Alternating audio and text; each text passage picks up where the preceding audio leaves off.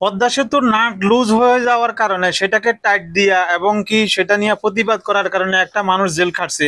মনে আছে আপনাদের সেই কথা? নিশ্চয় আমরা ভুলে গেছি এতদিনে। কারণ আমরা অন্যায়কে প্রতিবাদ করতে গেলে আমাদের জেল খাটতে হবে, হয়রানির শিকার হইতে হবে। কথাগুলো আজকে এই জন্য বলছি, আজকে দুপুরে ঠিক দুপুর টাইমেই এই 27শে অক্টোবর ফার্মগেট মেট্রো রেলের নিচ দিয়া একটা লোক হাঁটতেছিল। তখন ওই মেট্রো রেলের আওয়াজকে সাপোর্টিং দেওয়ার জন্য, শব্দকে সাপোর্টিং দেওয়ার জন্য এক ধরনের ব্যারিং ব্যবহার করা হচ্ছে চুম্বকের। সেই ব্যারিং এর একটা পাশ ভেঙে টুকরোটা নিচে পড়ার সাথে সাথে একটা লোকের গায়ে পড়ে, মাথায় পড়ে। ওই লোকটা ওখানে স্পট ডেড। কিন্তু দুঃখের বিষয় হলো, এই অপবিত্র দায়ভার কে নিবে? তাই মেট্রো রেল আজকে এই ঘটনা ঘটছে, ফ্লাইওভারের নিচে একটা ঘটনা ঘটবে, ঢাকা শহর বিশাল অট্টালিকা হচ্ছে, সেগুলোর পাশ দিয়ে হেঁটে গেলে ইট পড়ে মাথায়। তো এই ধরনের অনিয়মের বিরুদ্ধে কথা বললেই জেল খাটতে হবে, হয়রানির শিকার হতে হবে। আমরা কখন ভালো ছিলাম আর কখন ভালো থাকবো আর এখন কি অবস্থায় আছি, আসলে এটা বলা বড় মুশকিল।